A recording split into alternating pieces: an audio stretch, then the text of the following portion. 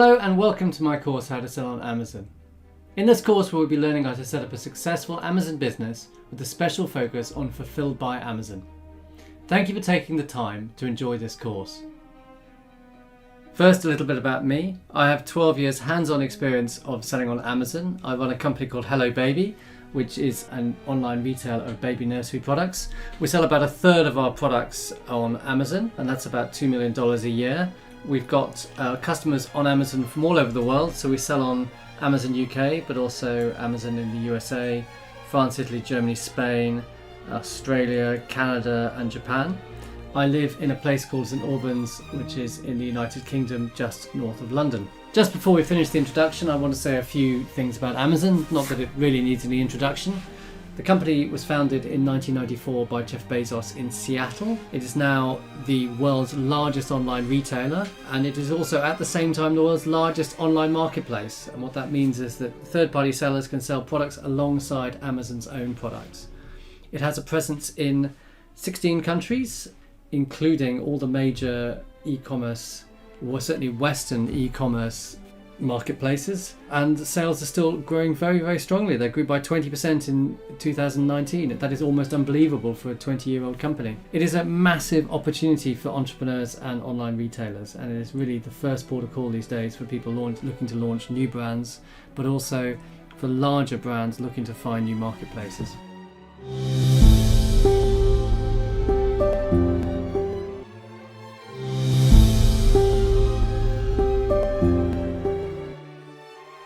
So what is a brand? Broadly speaking, a brand is a name for your business. It's also a visual identity of business. Speaking more broadly, it is the entire customer experience. So that's the customer experience when people go and visit your eBay shop or your Amazon shop, or if they interact with you on social media, and also the experience they get when they receive a product from you in the post. Down here you can see some brands that I've developed. This is Hello Baby, which is the brand under which I sell preschool products. Obviously that brand has something about what we're selling in it, baby and newness. Perfect Pets is my pet store. Again, this brand immediately tells people something about what is being sold, and also has a kind of aspirational nature that pets are perfect. So why do you need a brand? Many marketplace sellers sell under a generic name. They prefer this because it enables them to sell a wide range of products under the same ID. However, it is worth investing in a brand. A brand will help customers to identify your business, and it will encourage customer loyalty. Here are some facts about brands.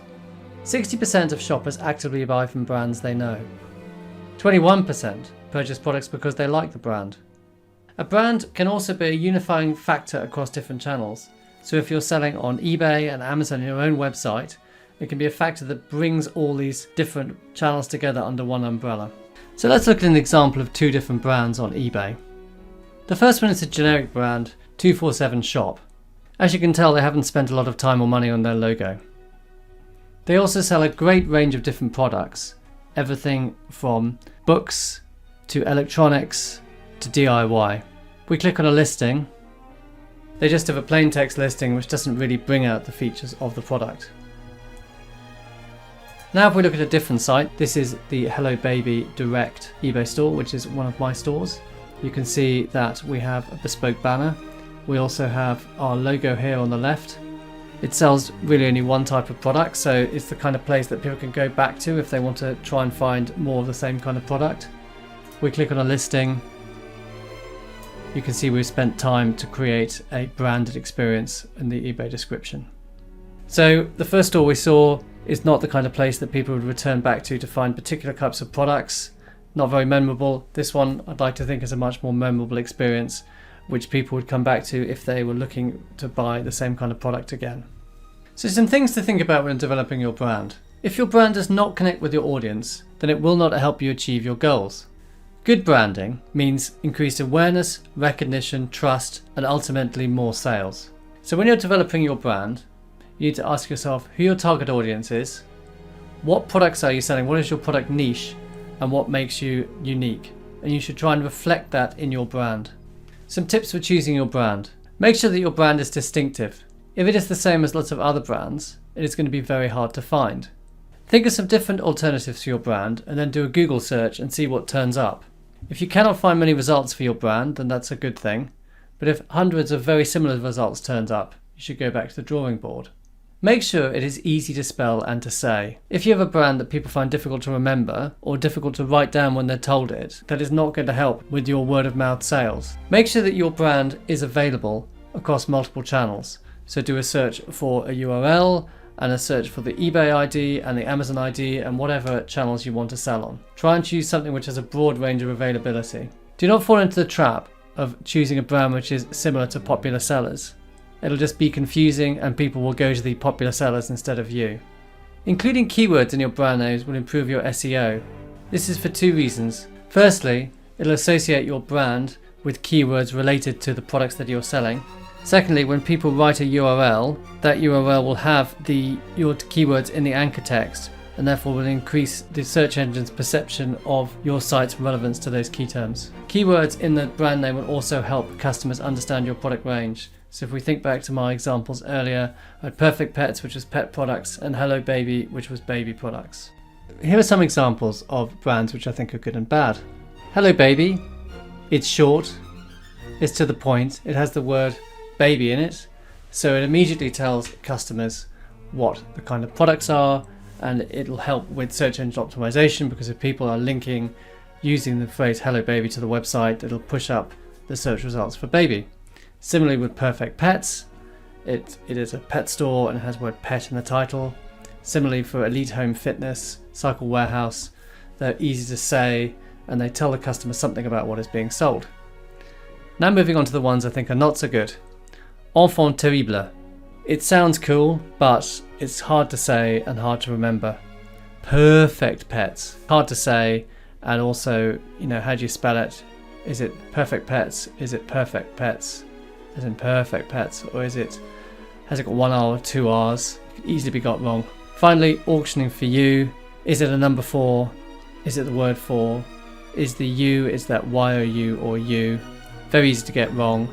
And every time someone types in the wrong URL or the wrong eBay ID and they find someone else instead of you, it's a lost sale.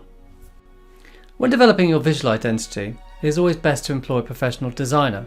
This need not be expensive, and there are sites such as Upwork, Fiverr and People Per Hour in the UK where design work can be found very inexpensively. You can get a logo for as little as £50 or dollars. So finally, is an example I've used for creating a brand across multiple channels. See, the website we couldn't get the word Hello Baby, so it had to be Hello Baby Direct. So we checked to see that Hello Baby Direct was available on multiple channels. So we've got Hello Baby Direct on eBay, Hello Baby Direct on Facebook and on Twitter, and wasn't available on Pinterest, but we also got Hello Baby on Amazon. So we've taken our brand and we've created it across multiple channels and used the same logo on multiple channels to have a consistent brand across the web. So in summary, when developing a brand for your business, take time to develop a compelling brand. Think about your target audience and create a brand which is going to appeal to them. Keep it simple. Don't use a brand which is difficult to say or is in a foreign language or uses numbers that people aren't going to be able to just tell each other. I'd recommend employing a professional designer to do any design work. It is relatively inexpensive and can make a big impression when customers come to your site or your marketplace profile. And finally, use your brand across your marketing channels and your social media to have a unified appearance across the web.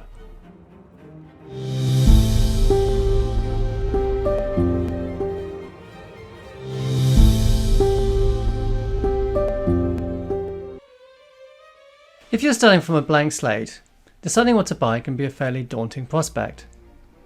There are 18,000 categories on Amazon, 15,000 categories on eBay, and 6,000 categories on Alibaba. Alibaba is a popular Chinese product sourcing site. From my experience, here are some rules of thumb of products to avoid. Large bulky items like furniture are difficult to post and expensive to store. Furniture, for example, is usually sized outside the normal range of size for couriers, which means that it is very expensive to ship. You should also avoid fragile items. Larger items like furniture can be fragile, but there are also lots of smaller items which are fragile, for example light bulbs. Licensed products can be a problem, and by this I mean things like alcohol, or medical products. These products will probably require a license to sell, and the number of sellers on a platform is probably restricted. You should also avoid low margin products. Before you purchase any products, work out the margins on the products that you are buying. If you're looking to get inspiration for what are hot products at the moment, there are a number of free sources online that you can consult. Google Trends gives information about popular keyword searches on Google. Many of these keyword searches will be related to products. This Google Trends screen shows interest in the search term phone case over time. We can see the interest over time here, the amount of searches. We can see the regions in which this search term was queried. And we can also down here see related queries. So we can see, for example, that iPhone 12 is a popular search and the A21 Samsung phone is a popular search. This gives an indication of the kind of phone cases that people are looking for.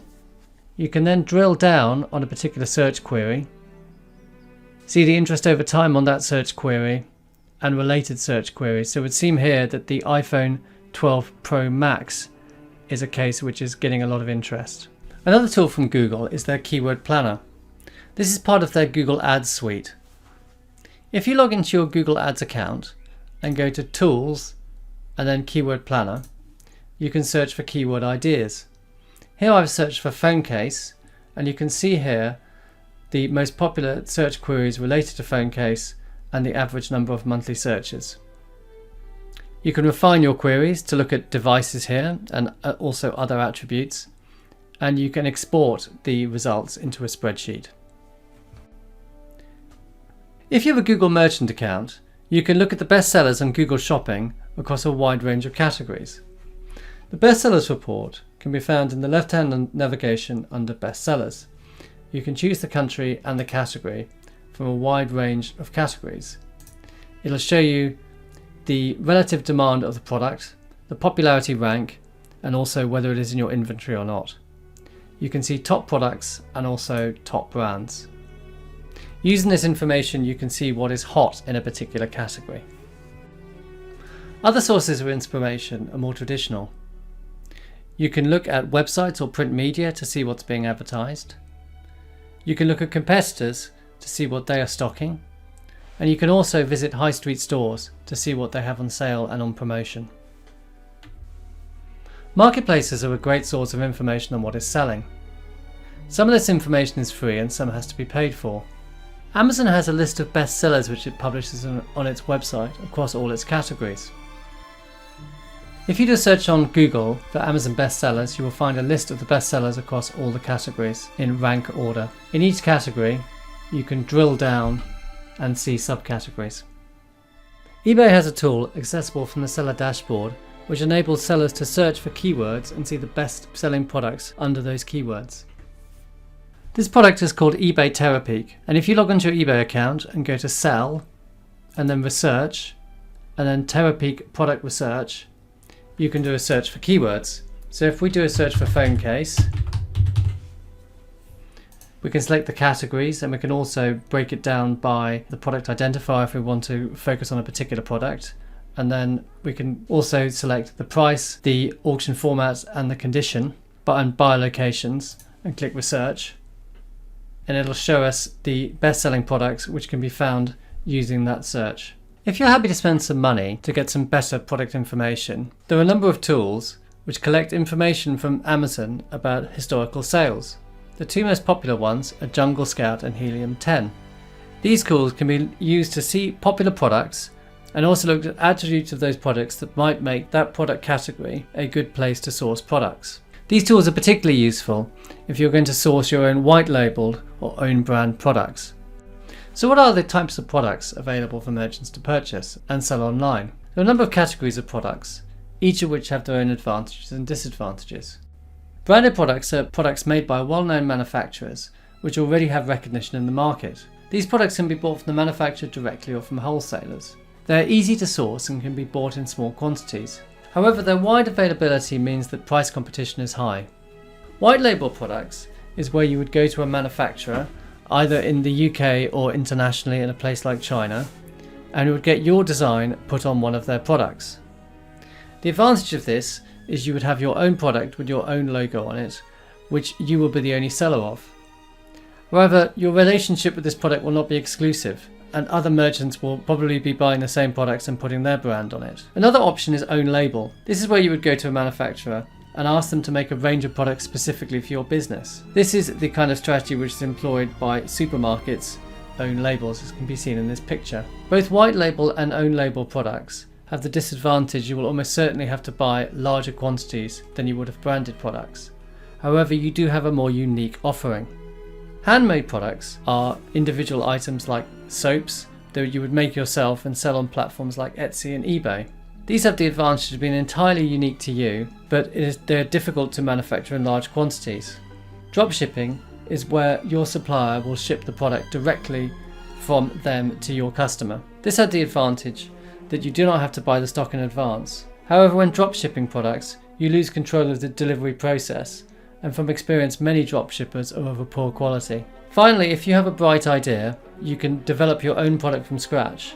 Bear in mind that it is difficult to create demand where there is not demand for a product already.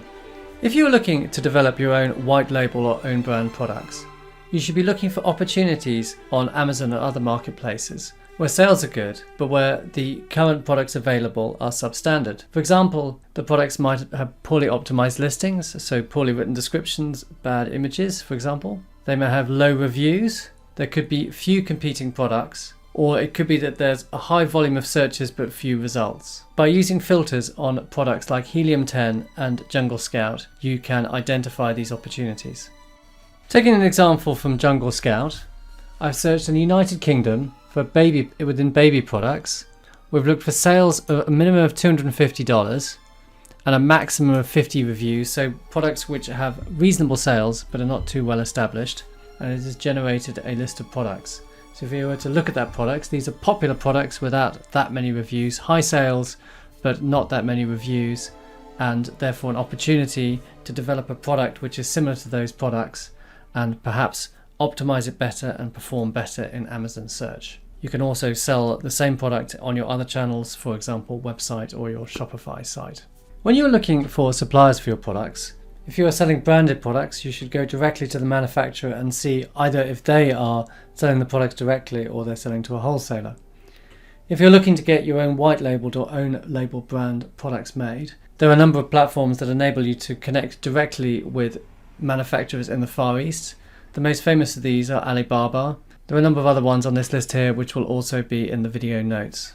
Finally, if you're calculating margins, remember to include all the costs in your margin calculation. These would normally be the cost of the product, as in how much you buy it for, any taxes, so VAT or sales tax, marketplace fees, these are around 10 to 15% normally, payment processing fees can be anything up to 3%, shipping fees shipping is frequently included in the item price, so needs to be factored in. If you're using a fulfillment house like FBA, Fulfilled by Amazon, there will be storage fees to pay.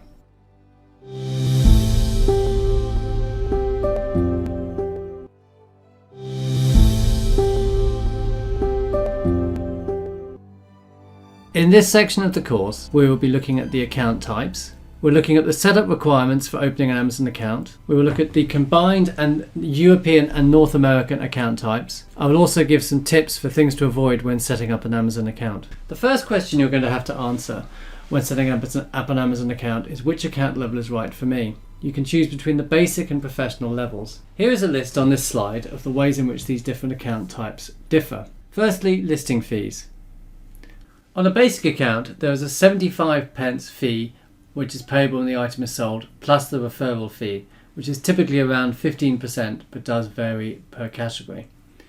For the professional level account, there is no fixed fee, only the referral fee to pay. For the basic account, there is no ongoing subscription fee, but for the professional account, there is a £25 fee per month. For the basic account level, you can only create products manually one by one, but for the professional level, you can upload files to create multiple products at once. For the basic account, you can't set your own shipping rates. You can only set the shipping rates that Amazon provides you with, but for the professional, you can set up shipping templates that can be attached to products which set the shipping rates. Finally, the buy box. Basic level accounts are not eligible for the buy box, only professional levels account. In summary, if you're going to be selling more than a few tens of items every month, Amazon says 35, you should really opt for the professional level account.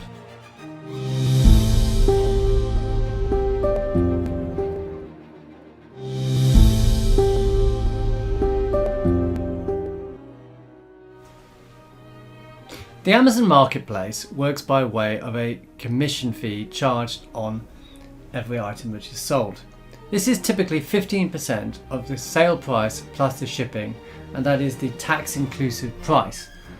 Now 15% is roughly the figure, is the most common figure for most categories, but some categories do differ. There is also variations by country. If the item does not sell, then there is no fee to pay. On top of the referral fee, some sellers choose to buy extra exposure for their products using the Amazon sponsored product service, and this is charged on a cost per click basis.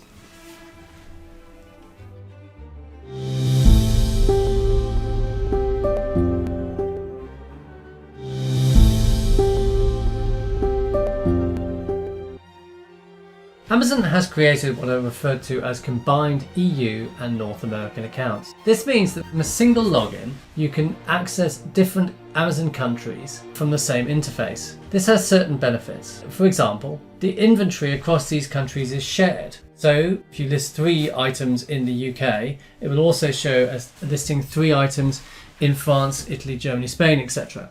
This means that much lower chance of overselling. In Europe, there's something called Pan-European FBA, which we'll come on to later. Instead of paying a fee for each country, you will pay a single fee per account. So you'll pay a single fee for the European countries and a single fee for the North American countries. And account info is also shared.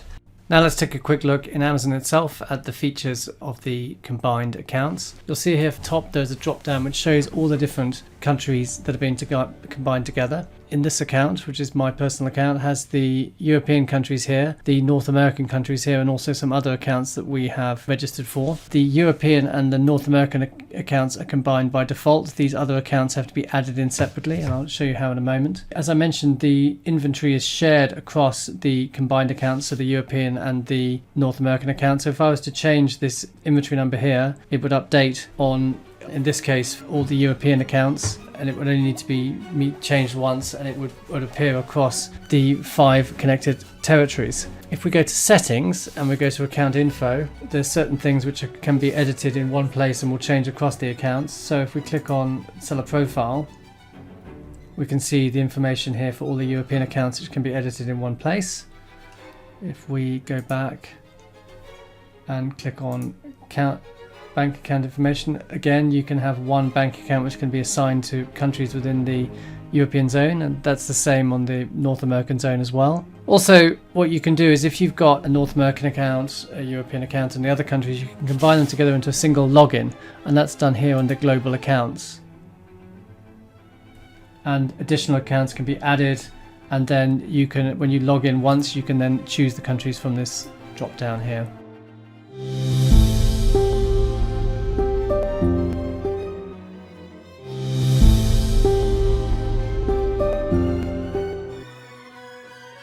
When setting up an Amazon trading account, you will need to provide your business trading details.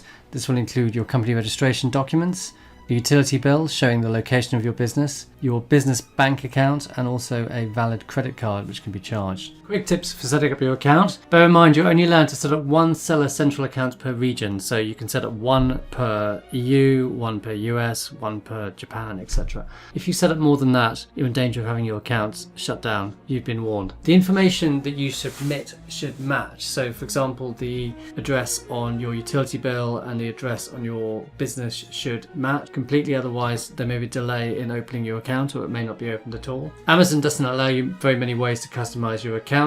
It tries to keep it almost as anonymous as possible, but you can set your seller name to identify your account. You can write some business policies and also an introduction to your business, and you can add a logo. And now we're going to have a quick look at where this is done within Amazon. If we go to settings and then we go to your info and policies, here we can upload information to customize your user ID.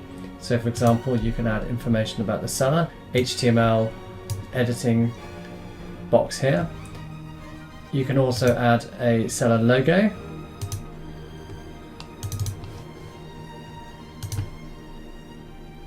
And you can add information about, for example, returns and refunds, shipping, privacy, etc.